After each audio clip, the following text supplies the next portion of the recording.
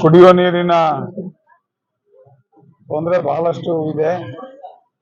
ಈ ಒಂದು ನಿಟ್ಟಿನಲ್ಲಿ ನಮ್ಮ ಮಾನ್ಯ ಸಂಸದರಾದಂತಹ ಮಲ್ಲೇಶ್ ಬಾಬುರವರು ಅತಿ ಕಾಳಜಿ ವಹಿಸಿ ಈಗಾಗಲೇ ನಮ್ಮ ಮಾಜಿ ಮುಖ್ಯಮಂತ್ರಿಗಳು ಹಾಲಿ ಕೇಂದ್ರ ಮಂತ್ರಿಗಳಾದಂಥ ಕುಮಾರಸ್ವಾಮಿ ಅವರ ಜೊತೆ ಕೂಡ ಮಾತಾಡಿ ಈಗಾಗಲೇ ಆಂಧ್ರದ ಮುಖ್ಯಮಂತ್ರಿಗಳಾದಂಥ ಚಂದ್ರಬಾಬು ನಾಯ್ಡು ಅವರ ಹತ್ರ ಮತ್ತು ಉಪಮುಖ್ಯಮಂತ್ರಿಗಳಾದಂಥ ಪವನ್ ಕಲ್ಯಾಣ್ ಅವರ ಹತ್ರ ಕೂಡ ಈ ಬಗ್ಗೆ ಗಂಭೀರವಾಗಿ ಚರ್ಚೆ ನಡೆಸಿದ್ದಾರೆ.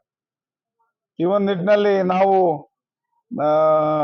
ಡೆಲ್ಲಿನಲ್ಲಿ ನಡೆದಂತ ನಮ್ಮ ನ್ಯಾಷನಲ್ ಡೈರಿ ಕಾನ್ಫರೆನ್ಸ್ ಅದಕ್ಕೆ ನಾವು ಹೋದಾಗ ನಾನು ಮತ್ತು ಸಾಮೇಗೌಡರು, ಹರೀಶ್ ಅವರು ಮತ್ತೆ ಕೋಲಾರ ತಾಲೂಕಿನ ನಾಗರಾಜರವರು 4 ಜನ ನಮ್ಮ ಮಾಜಿ ಮುಖ್ಯಮಂತ್ರಿಗಳನ್ನ ಮತ್ತೆ ಹಾಲಿ ಕೇಂದ್ರ ಮಂತ್ರಿಗಳನ್ನ ಭೇಟಿ ಮಾಡಿದಾಗ ಅವರು ಚಂದ್ರಬಾಬು ನಾಯ್ಡು ಅವರ ಹತ್ರ ಮಾತಾಡಿದ ವಿಚಾರವನ್ನ ನಮಗೆಲ್ಲ ಕೂಡ ತಿಳಿಸಿದ್ರು.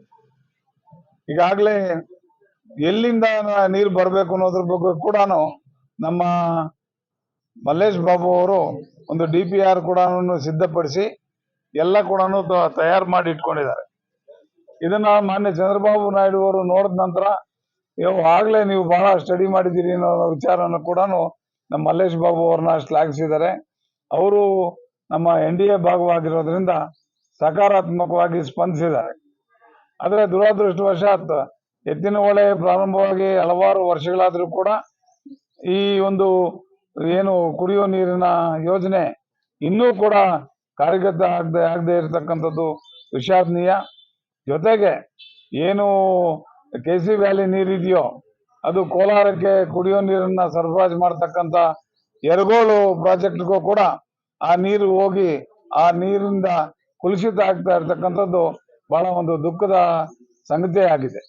ಹಾಗಾಗಿ ಮುಂದಿನ ದಿನಗಳಲ್ಲಿ ಕೂಡ ಏನು ನಮ್ಮ ಕುಮಾರಸ್ವಾಮಿಯವರು ಮತ್ತೆ ಮಲ್ಲೇಶ್ ಬಾಬು ಅವರು ಈ ಒಂದು ಇದನ್ನ ಮುಂದೆ ಇಟ್ಟಿದ್ದಾರೋ ಇದ್ರ ಬಗ್ಗೆ ಕೂಲಂಕಷವಾಗಿ ಚರ್ಚೆ ಮಾಡಿ ಆ ನೀರನ್ನ ಈ ಕಡೆ ತಿರುಗಿಸಿದ್ರೆ ಈ ಒಂದು ಬಾಯಾರದಂತ ಈ ತಾಲೂಕುಗಳು ಮತ್ತು ಜಿಲ್ಲೆ ಕೂಡ ಸ್ವಲ್ಪ ಸಮೃದ್ಧಿ ಆಗ್ತದೆ ಕುಡಿಯೋ ನೀರಿನ ಬಗ್ಗೆ ಅಂತ ಹೇಳೋದಕ್ಕೆ ಇಚ್ಛೆ ಪಡ್ತಾ ಇದ್ದೀನಿ. ಮಾಜಿ ಪ್ರಧಾನಮಂತ್ರಿಗಳಾದಂಥ ದೇವೇಗೌಡರು ಈ ರಾಜ್ಯದಲ್ಲಿ ಯಾವಾಗ ನದಿಗಳ ಒಂದು ವ್ಯಾಜ್ಯಗಳು ಬರ್ತವೋ, ನದಿಗಳ ನೀರಿನ ಬಗ್ಗೆ ವಿಚಾರ ಬರ್ತದೋ ಆಗೆಲ್ಲರೂ ಕೂಡ ಅವ್ರನ್ನ ಉಪಯೋಗಿಸ್ಕೊಂಡಿದ್ದಾರೆ. ಮಾನ್ಯ ಸಿದ್ದರಾಮಯ್ಯನವರು ಕೂಡ ನಮ್ಮ ದೇವೇಗೌಡರ ಅಭಿಪ್ರಾಯವನ್ನ ಅಧಿಕಾರದಲ್ಲಿ ಇದ್ದಾಗಲೂ ಕೂಡ ಅವರ ಅಭಿಪ್ರಾಯವನ್ನ ತೆಗೆದುಕೊಂಡಿದ್ದಾರೆ. ಯಾಕೆಂತಂದ್ರೆ ಮಾನ್ಯ ದೇವೇಗೌಡರು ಒಬ್ಬ ರೈತನ ಮಗನಾಗಿ ಇವು ಏನು ನೀರಿನ ಬಗ್ಗೆ ಮತ್ತು ನದಿಗಳ ಬಗ್ಗೆ ಬಹಳಷ್ಟು ಉತ್ಕೃಷ್ಟವಾದಂತಹ ಮಾಹಿತಿಯನ್ನು ಇಟ್ಕೊಂಡಿದ್ದಾರೆ ಮತ್ತು ಅಂತಾರಾಜ್ಯ ಜಲ ವಿವಾದಗಳ ಬಗ್ಗೆ ಕೂಡ ಅತಿ ಕಾಳಜಿಯನ್ನು ವಹಿಸಿ ಪೂರ್ತಿ ತಿಳಿದುಕೊಂಡಿರುವಂತಹ ವ್ಯಕ್ತಿ ಆಗಿರೋದ್ರಿಂದ ಅವರು ರಾಜ್ಯಸಭೆಯಲ್ಲಿ ನೀರಿಗಾಗಿ ಆಗ್ರಹಿಸಿದ್ದಾರೆ. ಅಂತ ಮುತ್ಸುದಿಯನ್ನ ನಾವು ನಿಜಕ್ಕೂ ಕೂಡ ಪಡೆದಿರುವಂತದ್ದು ನಮ್ಮ ಸುಕೃತ ಅಂತ ಹೇಳೋದಕ್ಕೆ ಇಚ್ಛೆ ಪಡ್ತಾ ಇದ್ದೀವಿ. ಅಭಿವೃದ್ಧಿ ಬಗ್ಗೆ ಟೀಕೆ ಟಿಪ್ಪಣಿ ಮಾಡೋದು ಅಂತ ಒಳ್ಳೇದೇನಲ್ಲ. ಯಾಕೆಂತಂದ್ರೆ ಇವತ್ತು ಟೀಕೆ ಮಾಡೋರು ಇವತ್ತಿರ್ತಾರೆ, ನಾಳೆ ಅಧಿಕಾರದಲ್ಲಿ ಇಲ್ಲದೆ ಇರ್ಬೋದು. ಅದೇ ಮಾಡಿರುವಂತ ಕಾರ್ಯಗಳು ಶಾಶ್ವತವಾಗಿರ್ತದೆ. ರಕ್ಷಣಾ ಮಂತ್ರಿಗಳು ಆಗಮಿಸಿರುವಂತ ಸಂದರ್ಭದಲ್ಲಿ ಅತಿ ಹೆಚ್ಚಿನ ಭದ್ರತೆ ಇರ್ತದೆ. ಅವರು ಎಲ್ರಿಗೂ ಕೂಡ ಯಾರಿಗೂ ಇನ್ವಿಟೇಷನ್ ಅನ್ನ ಕೈಯಲ್ಲಿ ತಗೊಂಡ್ಕೊಂಡು ಹೋಗಿ ಕೊಟ್ಟಿರುವಂತ ನಿದರ್ಶನ ಇಲ್ಲ. ಅದು ಏನಿದ್ರು ಕೂಡ ಆನ್ಲೈನ್ ಅಲ್ಲಿ ಇದ್ರ ಇನ್ವಿಟೇಷನ್ ಕಳಿಸಿದ್ದಾರೆ. ಅದನ್ನ ಇವ್ರು ಗಮನಿಸಿದ್ರೆ ಅಲ್ವಾ, ಇವ್ರು ಗಮನಿಸಿಲ್ಲ.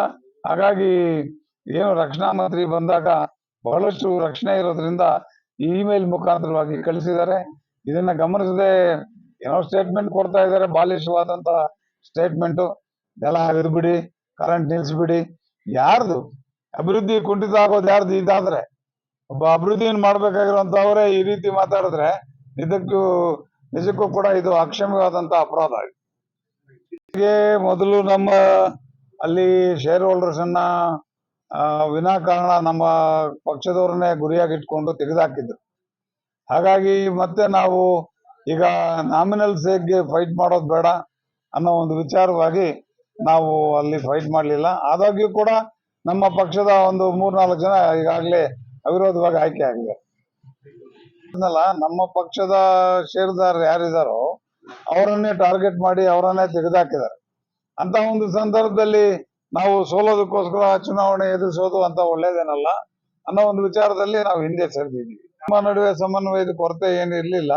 ನಮ್ಮದ ವಿನಾಕಾರಣ ನಮ್ಮ ಷೇರುದಾರರನ್ನ ಸಾವಿರಾರು ಷೇರುದಾರರನ್ನ ತೆಗೆದುಹಾಕಿರೋದ್ರಿಂದ ನಾವು ಈ ನಿರ್ಧಾರ ತಗೋಬೇಕಾಯ್ತು.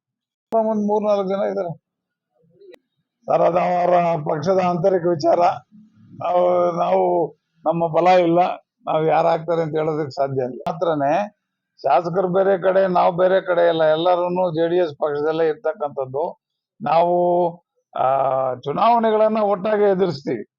ನಾವು ಪಕ್ಷದಲ್ಲಿದ್ದೀವಿ, ಎಲ್ಲರೂ ಪಕ್ಷದಲ್ಲಿದ್ದಾರೆ, ಅವರು ಪಕ್ಷದಲ್ಲಿದ್ದಾರೆ, ಒಟ್ಟಾಗಿ ಚುನಾವಣೆಗಳನ್ನ ಎದುರಿಸ್ತೀವಿ.